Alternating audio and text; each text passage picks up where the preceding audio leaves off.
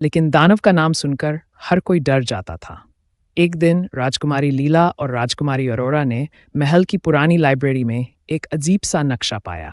नक्शे में दिखाया गया था कि पहाड़ों पर खजाना छिपा है। कहा जाता था कि वह खजाना जिसे मिले उसे हमेशा की खुशी और शांति देगा।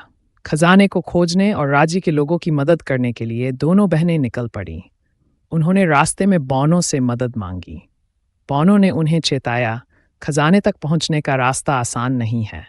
असली चुनौती दानव का विशाल आकार नहीं, बल्कि उसका दिल है। तुम दोनों को साहस, दया और समझदारी दिखानी होगी।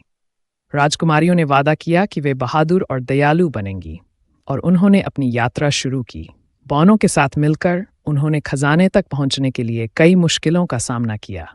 बोलते हुए पेड़ की पहेली। रास्ते में एक जादुई पेड़ आया जिसने उनका रास्ता रोक लिया। उसने एक पहेली पूछी। बौनों की चतुराई और राजकुमारियों के टीम वर्क की मदद से वे पहेली सुलझा सके। उफनती हुई नदी। एक तेज बहती हुई नदी उनके रास्ते में आई।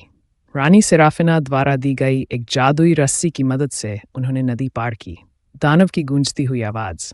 जैसे जैसे वे पहाड़ की चोटी पर पहुंचे, दानव की डरावनी आवाज़ ने उनका साहस परखा। उन्होंने डर को नज़रअंदाज कर आगे बढ़ने का फैसला किया। आखिरकार वे दानव से मिले, लेकिन वह वैसा नहीं था जैसा वे सोचती थीं। वह क्रोधित या खतरनाक नहीं था, वह तो अकेला और दुखी था।